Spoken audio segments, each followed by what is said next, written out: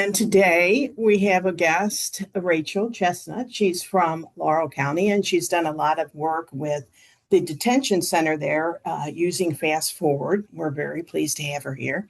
And she'll be able to talk more about her experience in just a few minutes. I also have our adult education specialist here, Elizabeth Daniels, and she'll be recording. If anybody has any kind of objections, please let us know. She will also have her camera off because she's been having some difficulties with the laptop and freezing. So we don't want her to freeze today. But we're very excited about the use of FastForward in correctional settings. And because we do have a small group, we're encouraging you to ask questions and we'll do our very best to answer those. We have a format. Basically, I'll be asking Rachel some questions and she'll be elaborating on how she got involved with FastForward and using it in the detention center.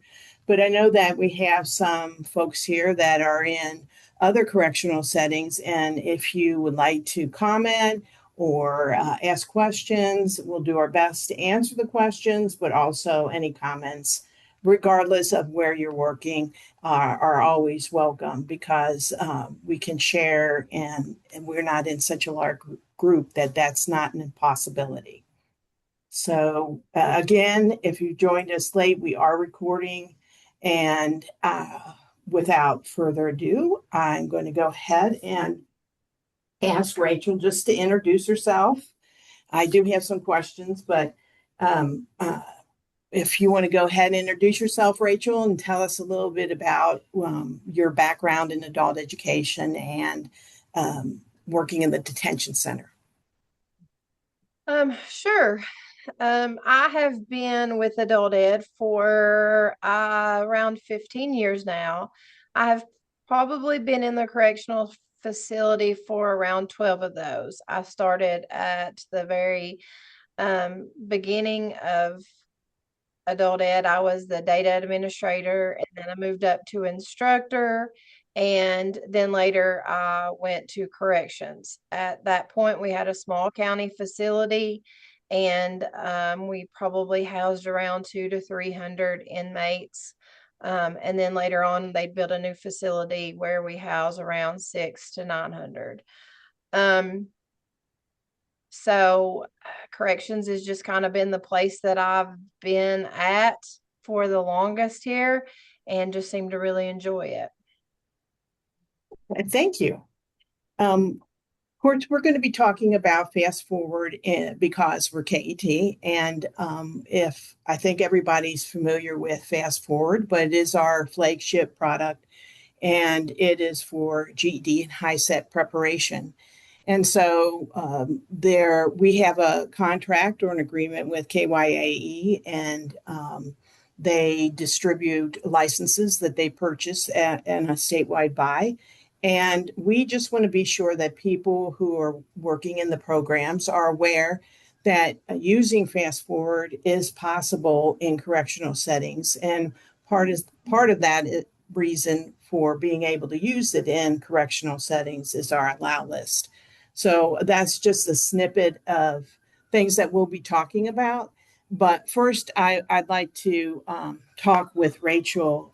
Now, you were an early adopter of digital products in corrections, and can you give us kind of a idea of how you came about using FastForward in correctional settings and kind of what that overarching decision looked like as far as maybe working in the program with it and then transitioning over to the correctional setting? Well, we used FastForward in our main facility, so I was very familiar with it. When we went to use it in the correctional facility, it was after 2014 and some things had went on, well, the entire test went online. We were very limited to what we had. We were in an indoor rec room with one laptop, spotty Wi-Fi. You had to sit on the steps to use the laptop for the ready test. When we got a more dedicated room, we were able to provide computers for that facility. And so while I'd been using it here at our main facility, I thought that it would be interested to use in the correctional facility. Mainly, but there were several factors. The flexibility that it offered, that it catered to one individual's needs, and that it kept the students engaged in the classroom. So, like I said, the primary advantage was that students could progress on at their own speed. And if you've been in corrections, you're well aware that you may get a class on time, you may not get a class on time. They may come in late, they may have to leave early. So just for the factor of finding something for someone to do, it seemed to play in my favor to use the digital learning platform. A student could log in and start, they could take the practice test, and then it gave them a plan, and then they could just work on that plan. So I felt that it was very convenient. And then I also felt like it motivated our students. One, they didn't get to use the computer, so using the computer versus a book was very, very good. And then if I had students that were working on other things, then I could focus on that and know that they were focusing on what they needed to focus on. So it just allowed me to offer more flexibility. It was engaging for the students. And then it was a personal form of instruction. And, incarcerated students need that. Okay, well, thank you for that. So let's talk a little bit about, we get a lot of questions about implementation. And so when you started working as a program representative, how did you work with your detention center as far as what did you need from them as far as leadership, IT support, what you needed from your instructors in that environment and using FastForward in particular? Well, communication is key in this issue. It really was the program director, the jailer, the IT department, and then myself. The program director, she was responsible for securing approval and purchasing the seats for the program. So she had to budget for new computers for the jail. She and I communicated throughout this process. It was her vision and my commitment just to enhance the educational opportunities for the inmates. And FastForward offered that. The jailer, his role was to ensure that the facility had the security protocols, that it met, that digital platform met, the needs of what they had to provide. And then working with the IT department, he was responsible for setting up like the necessary, we call it whitelist. I'm not really for sure what you refer to it as. I can't remember. But he worked to ensure that the platform was compliant with the facility's guidelines and that, it would be safe to run, that they couldn't veer off. Some of the videos I remember in the very beginning were the issue, like they wouldn't play. So we had to really work with what was causing that. And then I just had to make sure that I worked with the director and the IT department to make sure that it was all worth, everything was working to our advantage. And then you have to help students navigate through the platform. Sometimes they need hands-on support, and just whatever issue may arise. So really, in all honesty, FastForward's success was due to open lines of communication. And that in itself can be complicated in the correctional facility because you're constantly having to track down someone. Well, I think that's always an area that can be complicated regardless of the setting, but I'm sure in a correctional setting and working in program as well. Now, just for clarification, excuse me, was it your program's IT person that worked most of the whitelist or allow list, and making sure that it was, excuse me, that they, all the computers in the facility were able to run the program and keep out the other information that wasn't needed? Or did he work No, with the it was IT and the actually the detention? correctional facilities IT department. Okay, so you had the jailer who had buy-in and really wanted to do it as well as your program director, and then you ended up getting computers and using what you refer to as a whitelist. We refer to as the allow list, same thing. And basically, those are that's a document that provides URLs or domains that permit the detention center or correctional setting IT people to make sure that they allow the fast forward content, but then they have the same security and they can lock it down for unwanted material. Mm-hmm. So that's terrific to know because we often tell folks that you need the leadership buy-in and the IT support because there may be things that come up, like you mentioned, the video that need further honing before everything comes together in fruition. So that's great. So when you started with the fast forward in the correctional settings, what has been the reactions by your students? Well, they absolutely love the self-pace. They express they like seeing the progress like in real time.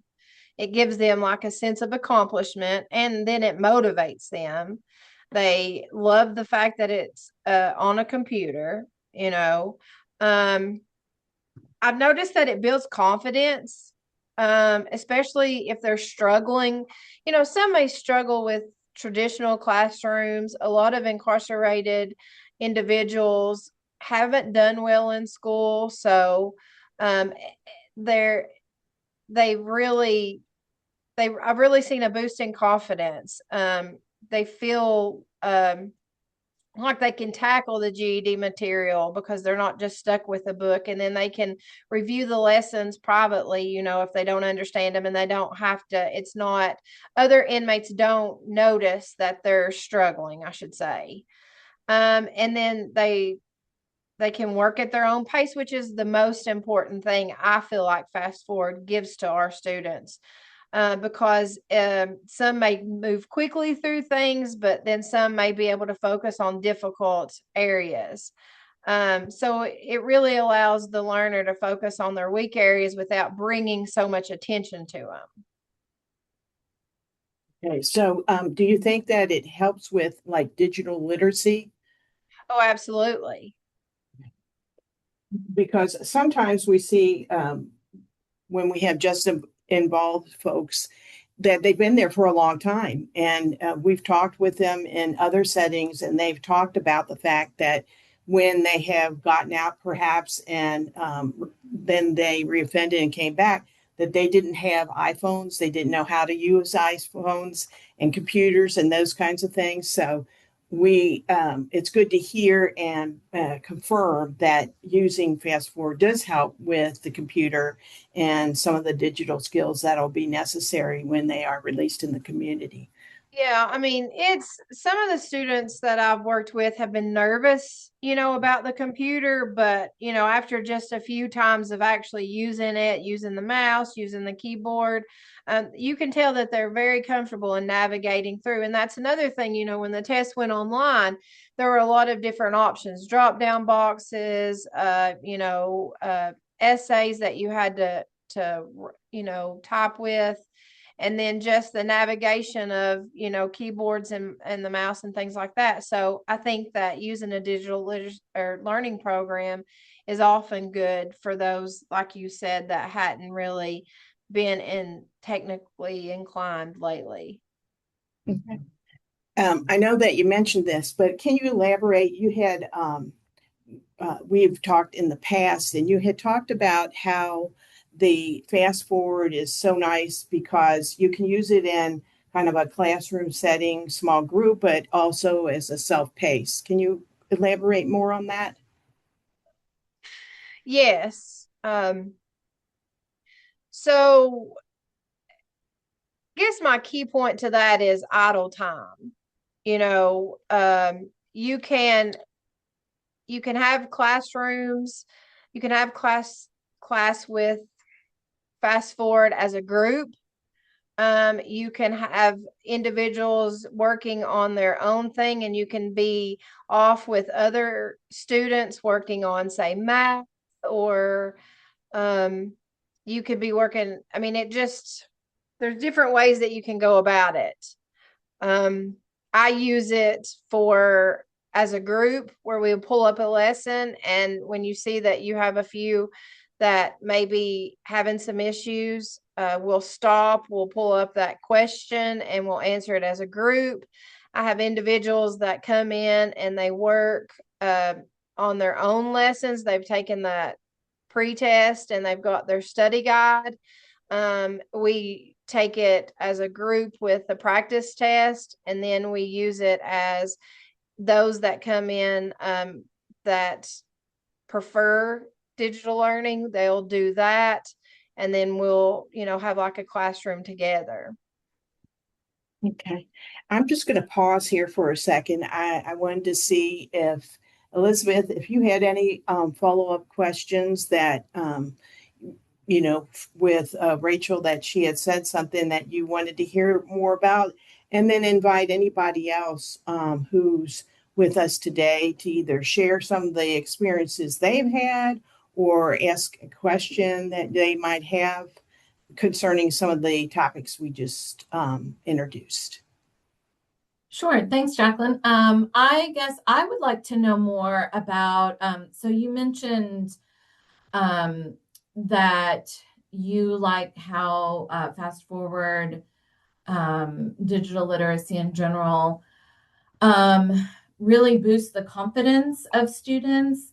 Could you say more about that, or do you have any examples of, say, someone who had success, didn't, was doubtful, was maybe reticent, and did find success, whether it speaks to FastForward or just more generally with using a computer, or getting back into the swing of things as far as learning? If I can think back to when I very first started using it, we had a student that pretty much used it consistently through the pilot and earned his GED. And he was nervous about using the computer. It was when it first changed over. He had actually taking the official test on paper, and he was a few points shy. So he was very nervous about starting again because of the computer. And the ability to take the pre-test, study what he needed, take the post-test, take a ready test, and then take an official test. I remember him telling me he felt comfortable using the computer after doing the lessons in FastForward because it somewhat mirrored the official test. So, he had to drag and drop, or he had to type his answer. And those were all things that made him nervous about attempting the computer. I think that's a great point. Yeah, no, I really appreciate that example because I think it speaks to that, using the computer, whether it was when the test was first implemented or today, online, or even still today, we think, oh, everybody knows how to use a computer. Oh, everybody's familiar with this. But you get into a correction setting and you have folks that may be a real barrier for them. And it may be an issue where they are feeling like, well, I can't do this on a computer, even if I know everything I need to know about U.S. history, or everything I need to know about formulas. What difference is that going to make if I can't use the computer to take the test, if I don't know how to do a drag and drop, or literally how to type an answer? So I think that's such a great example. Thank you for sharing that. I've also had students that's noticed a gain, on their practice test after using FastForward consistency, though. So that's always a motivational boost, Sure. as well as it gives them a sense of purpose when they're using something. They see that they're understanding what they're learning, and they can see the change between pre-test and post-test, especially in corrections. Any little stepping stone that can allow them to see that they can have a better life after leaving the facility, so that in itself is really good to see. Yeah, absolutely. I feel Absolutely. like in adult education, we love the squishy feelings sometimes too, just as much as the actual teaching of concepts, is that, that we can give folks some confidence and some hope that once they find a little success, they can build on it, that that is possible. Yes, and you will find that in corrections, it's even more rewarding because this is a population that people often forget about because they are very judged. Yeah. Sure. Sure. Anybody else before we continue? Okay. I have a question for Rachel. Okay. Rachel, what's your computer to student ratio? Because we're very limited here at Green River. Well, I'm very fortunate. I have a classroom with 12 computers. And because it is a testing facility too, we have a proctor that comes in, or an examiner that comes in and gives the test once a month. I usually don't have more than 10 students in my classroom just because of that's just something I prefer. But I will say that in the beginning, we had one laptop and I usually had about 8 students. And then we moved to 4 computers. And then I had about 8. So in the very beginning, it was we took turns. Okay. I don't We know if that share, helps you, but well, I was just curious because Daniel and Shelby and I share 9 laptops. mhm. And at any given time, we've only got 2 or 3 each in our classrooms, and we run 10 to 15 inmates per class, 2 classes a day.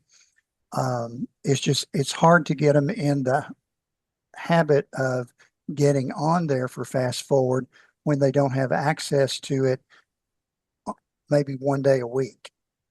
Right. Is it now, do you have students that favor using FastForward versus the traditional classroom settings?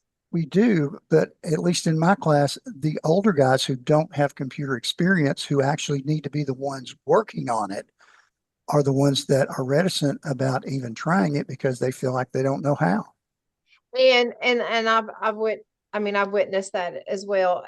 For those particular students, I've worked one-on-one with them. Like, we've got to get this down. We've got to try this. Let me sit with you side by side and maybe do a pre-test, because they pick up on it. They just don't want to admit they don't understand how it really works. Now, in the beginning, when I was limited to computers and we were having bigger classes, I just picked those students that seemed to enjoy to use it and allowed them to use it while we did traditional classroom settings for the others. Did your facility provide those 10 laptops, or did you have to go out and scrounge for them? No, our program provided those computers for the facility. It was just incorporated in our budget to get those computers. And I will say that the very beginning, the computers were not the best. just because we were scrimping and saving, trying to put computers into the program. I mean, into the jails. Yeah, we And have we didn't know how they were going to hand-me-downs be of treated. hand-me-downs. Right. I'm sorry. No, that's okay. I was just saying we have kind of hand-me-downs of hand-me-downs. Yes, we had hand-me-downs that because we just didn't know what to expect. Now, a lot of the reason that I have computers in our classroom now is the fact that we have official testing there, because they will not transport our inmates to test at a testing facility outside of the correctional facility. And let me just clarify too. Rachel is with an adult education program that is they receive a grant from Kentucky Adult Education, who distributes grant funding, federal and state, and so they're a program that is required really to serve detention centers, justice involved, if they have them in their service area. So you're working at Green River in a little different environment in which you have educational programs on premises, and they hire their own instructors. Is that correct? Well, I mean, we work for the Department of Corrections, so yes. Yeah. Okay. And when she's talking about having the computers for testing, that's the GED testing and the administrative computers, so that the inmates can actually take the online test there. I'm not sure how that works with the state, although there might be options for you in talking with KYAE and having a testing center, if that facilitated getting better computers. Well, we have a dedicated lab for our GED testing. Mm-hmm. However, that's not a lab that we have access to in a classroom setting. Oh, okay. So you have some challenges, we might say. You would definitely say. Yes. Have there's been any dialogue about possibly using those in the lab for use of curriculum? No, I don't see that happening, Okay. just because of the way it's set up. Yeah. Okay. Any other questions for Rachel? Okay, I'm just going to. I just wanted. Oh, Yeah, I'm sorry. sure. I also am in part of Kentucky Adult Education through Campbell County. And I agree with Rachel. I use it in our local detention center. We also have 10 computers as well that are solely for the students. I also can, broadcast my computer onto the TV. We can work that way in large groups as well. And that way everyone has a turn to use the mouse, those type of things. And I think FastForward is we've been using it for years, and I think it's fabulous. So wanted to concur with her. Well, thank you. And can I ask you just to elaborate? I mean, this might be an option possibly for our friends in the state facilities. How do you broadcast it? I've heard of whiteboards, but you said something about being able to broadcast it and then giving the students an opportunity to navigate it while it's broadcast. So I shouldn't have said broadcast. I should have just said I display it on the TV screen. But that is something that I would like to work on, is to get it on the TVs, have the videos played or something in the dorm rooms. That is something that is that I've been trying to work on. So I'll keep you posted on that. The GD videos, things like that. Yeah. Okay, great. Thank you for that. That would be a really cool idea. Yes. But what I was going to say is we also have, so you can broadcast those. We also have access to PBS learning media, and we'll get back to the conversation, but the teacher toolkit in FastForward has just a ton of resources. And one of those things that we have is for each subject area, we have curated a little library of So PBS Learning Media is basically a database of tons and tons and tons of PBS content. So think about the Ken Burns documentaries, think about the science program Nova.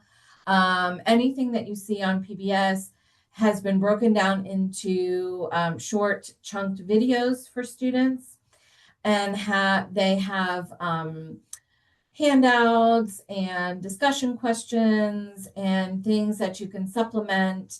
So say you're working with, well, your students are going to be working on all different kinds of things, but let's say your students, almost all of them need math practice. So you can pull up something from PBS Learning Media that explains fractions, something about fractions. So there'll be a little instructional video or a video with somebody using fractions in context. And then there might be some, a student handout with practice questions, so that you can kind of jump from the fast forward lessons and curriculum into something that you could do with a whole class. I love the idea of broadcasting it on the TVs, but even if you're just in the classroom and you have a projector with a smart board or a large, a large monitor or a large screen where everybody can sort of gather and watch together and engage in discussion and working together. That's another sort of model that that might work, as far as group work, group learning. In addition to what you guys have already talked about as far as the independent learning and self-paced work. So just wanted to throw that out there. Thank you, Elizabeth. That's in the teacher toolkit. And in just a few minutes, Elizabeth will show, she'll go into the Fast Forward Live and highlight some of the things that we've talked about, study plan and possibly toolkit. I know we talked about the security that Fast Forward provides with the allow list.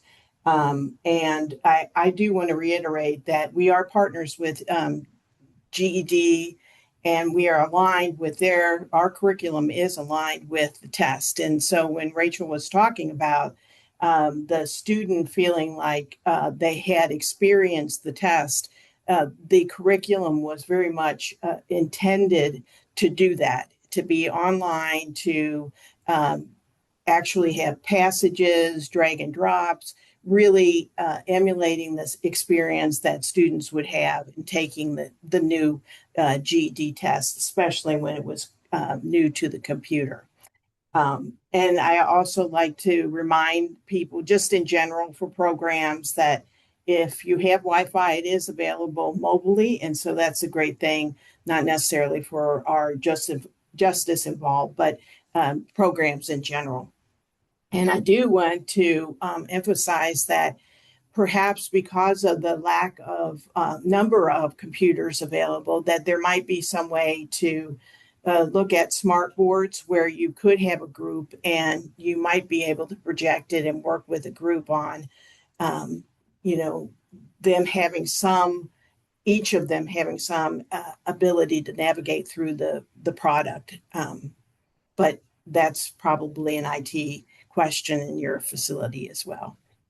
To wrap up with Rachel, I wanted to ask if she had some lessons learned or particular benefits that she would like to highlight about Fast Forward and using it in the detention center.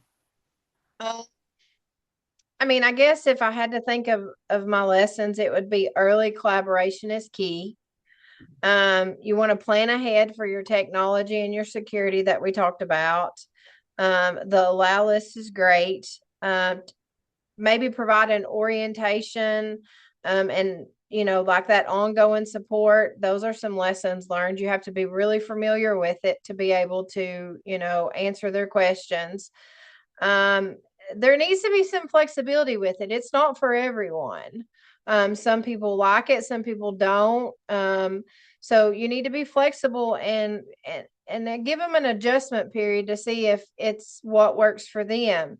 And then remember that there's data with it. You know, if you have a student that takes a or a ready test or an official test, you can set that diagnostics to FastForward, and it will give them the areas in which they need to study. So, you know, don't forget that. You know, that's almost, in all honesty, probably why I was so eager to use it. I had students that felt like they just were out of school so long, they just had to study everything. And if you're limited in corrections with time. So if you can give them a ready test and you can build off of that, whether it's via book, whether it's classroom material or a digital learning platform, you know, they feel like they're studying what they need and that they're not wasting time. So, I mean, those were lessons I learned. I forgot about that in the very beginning. So, you know, you want to make sure that you remember that there's data that comes with it. You can clock how often that they use it. One of the things that I would absolutely love to see in corrections, and I'm not for sure if it's just my facility or if it's other correctional complexes or prisons, but, you know, every student in our facility has a tablet. You know, I would love to see FastForward become a icon, you know, an app that they could study. I did talk to the company that does the tablets, and I think it's something above him. He didn't really have any answers, but you know, they used to have Khan Academy, and if FastForward could get into the tablets that the DOC facilities and the correctional, you know, county facilities have, I really think they would see some success with that. Rachel, that's such a good point. That is something that I really would love as well, and not have the students have to pay for it. Be something that if we could give them a username and password that we had, you know, for them, because I know they would. I was trying that with IXL for a while, but they were going to be charged. Yeah. So that was the stopping on that. I know that in our facility, CyberWorks has some kind of little educational thing, and they can do those over and over. And it's almost always math and some, you know, comprehension program. But I just feel like if it's something that even if it was just a trial, you know, 10 free questions in each subject or something like that, that would just give them something to do to use, because they use the tablets. They may come in there and not be able to use the computer at all, but buddy, they can work those tablets. That's such a great point. Yeah. Yeah, absolutely. And we've had comments about this before. We don't have an app, but if there are tablets that have Wi-Fi access, we have actually inquired, and we have been told that, yes, if they have Wi-Fi access with the tablet, that the FastForward should be able to be used on it. Now, we've also taken note that people have mentioned an app, and certainly we will take that back as far as things that we look towards the future and doing and you know, penetrating and making sure that corrections has what they need and to a wider audience. So if there's no other, well, John has a comment. He said RMAs use the app Endovo on their tablets to help them study. Thank you for that information, John. And again, we will certainly have this discussion with others about apps. And also, if you know that your tablet has Wi-Fi access, the FastForward should work on it. But right now, I'd like to thank Rachel very much for her interview, and she'll be staying with us as Elizabeth will go into FastForward and show us some of the characteristics of FastForward.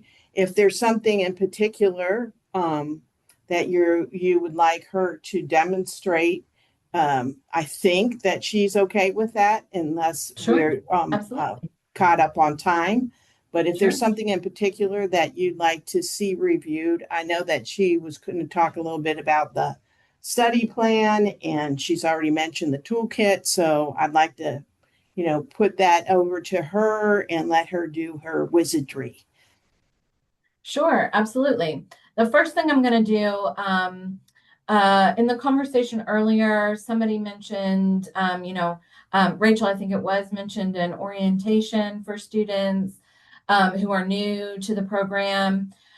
We have recently, and I know these are YouTube videos, if you need a downloadable copy of the video because you can't access YouTube at your facility, please let me know. But this is a playlist of 4 um, uh, tutorial videos that we have.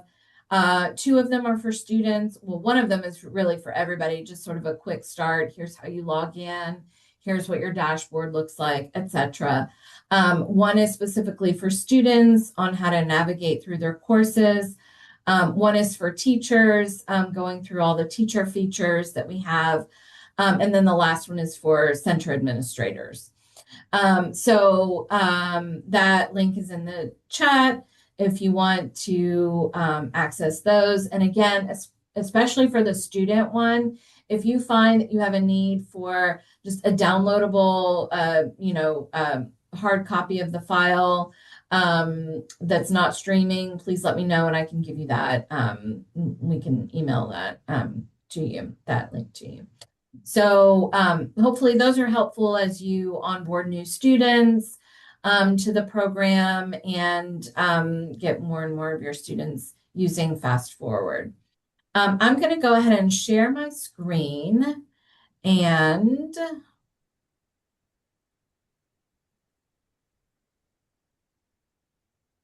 we'll take a look at the, can you see my dashboard here? Yes. So we'll take a look at a couple of things we talked about. Some of you are FastForward users already, so you may be familiar with these. But again, if there's anything that you are not familiar with that you want to take a look at, please let me know. I'm here for questions as well. So we'll start kind of with the study plan. So basically, a student does their tape test. We do ask them to take a very brief pre-test. It is not as arduous as the tape test. So if you are doing tape testing, we try our very best to make sure that this is not onerous for the students. It's just a 20 or so question pre-test to sort of give them the sense of where they are in their learning. So let's see. And teachers, Rachel mentioned the sort of progress of what students may go through as they're progressing through the program. And so they take the pre-test, they get their study plan with targeted things that they should be working on. So they can see what they have passed on the test. If they're really good in a particular area, they may only have limited things that they need to go back and look at, which hopefully, again, builds their confidence like we were talking about earlier. But that said, if you have students that are taking a GED Ready test, for example, as long as they choose FastForward as their curriculum that they're working in, you can go back and you can say, oh, Johnny, it looks like you might need more help with, you did this lesson on writing basic expressions, but it looks like, according to the Ready test, maybe you want to take another look at it. So then that way you can go ahead and assign that lesson to that student specifically in their study plan so that they get the heads up that that's something that they should go back and take another look at. So the study plan is meant to be a sort of living document as they're going through it. And they get, let's see. Okay. So, can't see it on the teacher view, but if you are looking at this left side menu, and if you're already using FastForward, you probably see it, but it's kind of subtle. So students may not even notice it, but on this left side menu, as students are going through the work, they get a little green dot every time they've completed something. So it gives them something to work towards, like, oh, look at all your green dots. You've really been, really been working hard in your math to make sure that you can pass the test in 3 weeks or in 6 weeks or whatever their goal is. So it gives them something to work towards to keep that confidence moving forward. Let's see. John, it looked like you had a question. Go ahead. Yeah, real quick. On the left menu, I have a lot of students who, when they start taking and start working with this, I go over it with them, but they always forget. Once they get that green button, you get an additional drop down for 1.1 so that they can take the Exactly. review, which shows us how well they did with a score. Exactly. They don't, if they don't notice that, they don't do it. I'll have guys go halfway through a subject area and they'll go, how am I doing? And I'm going, I don't know, because you haven't done any of the things that I can see a score on.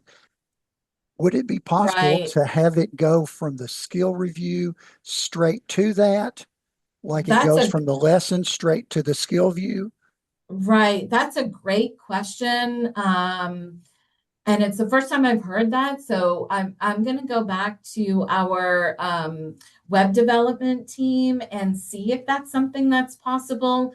We use as the foundation, just so that you guys know, we use as the foundation of the courses a product called Moodle.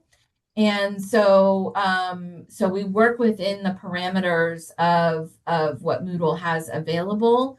So I don't have the answer to that specifically, but that is a great idea to make it in some way either go directly or somehow make it more obvious that maybe just like a 1.1 A, B, and C.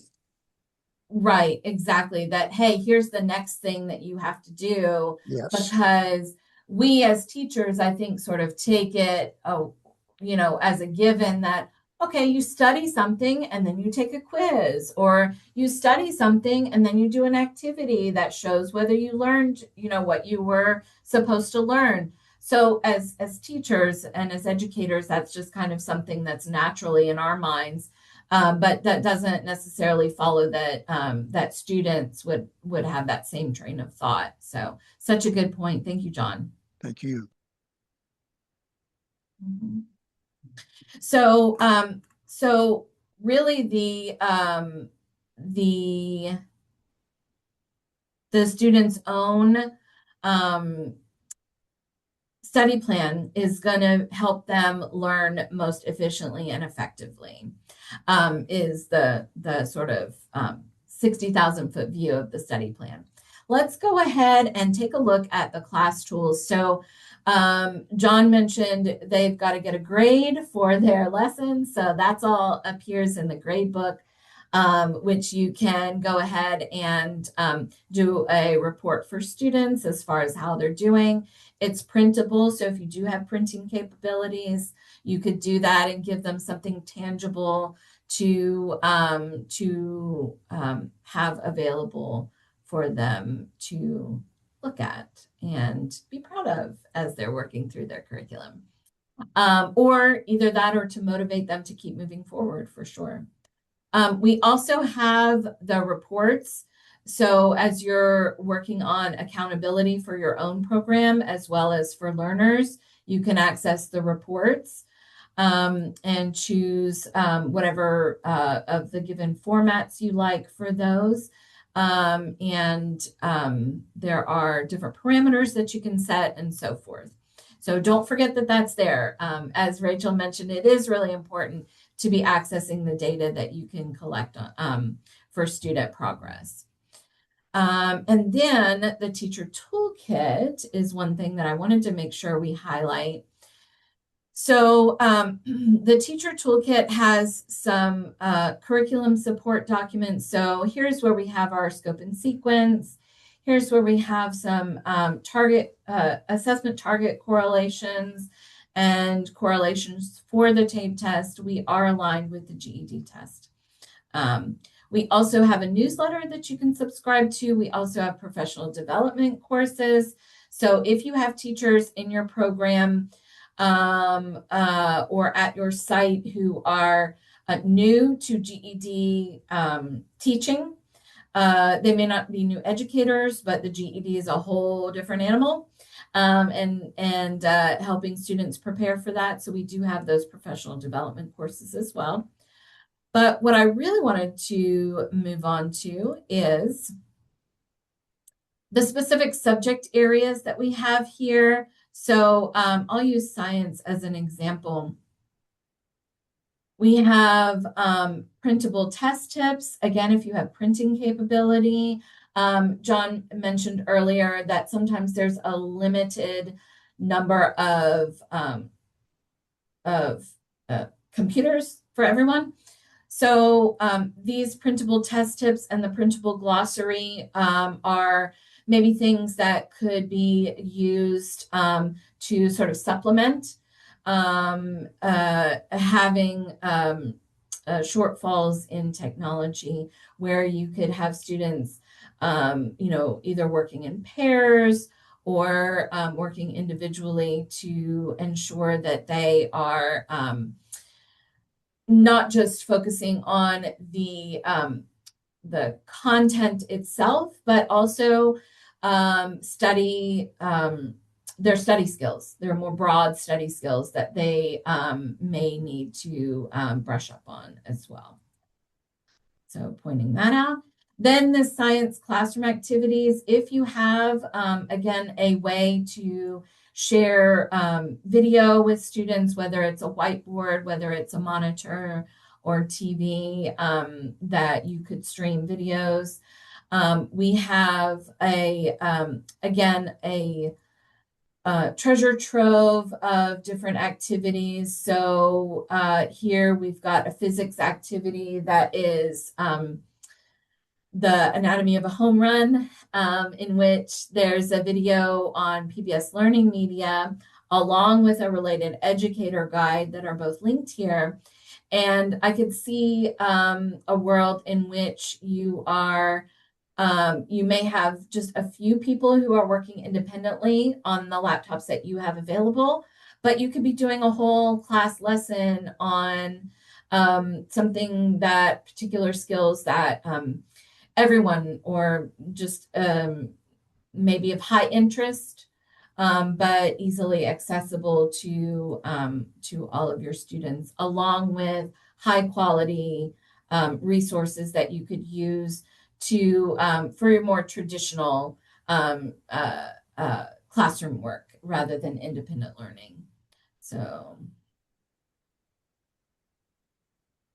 So that is there and available for you. Oh, and by the way, PBS Learning Media is just a fantastic resource just in general.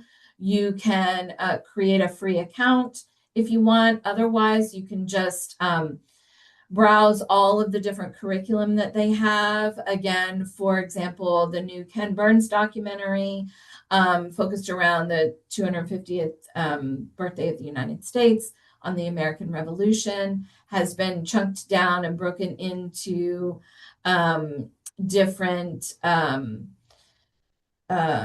short, between 4 to 5 to 10 or so minutes videos, where you can have, again, some high quality content along with teaching resources already there for you that you can use. So just wanted to highlight that as a PBS partner. Very important. But just don't forget that these resources are here and available for you as you need them.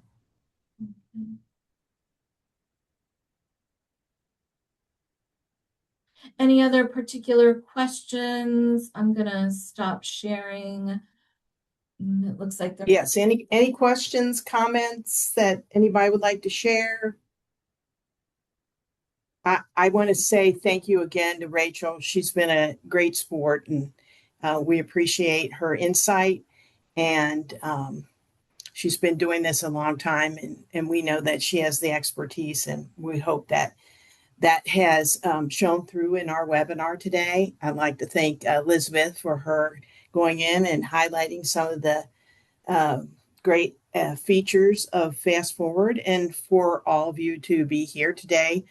If you have questions you think about after the session or comments, we're glad to entertain them and bring them to different functions in the organization, like the web team, etc.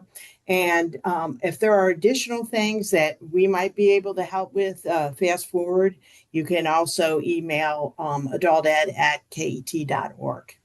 We're very happy you're using the product, and we're glad that it's working for you to the best that you can in the situations that we have, and we can certainly understand that as teachers and program people. So we thank you very much.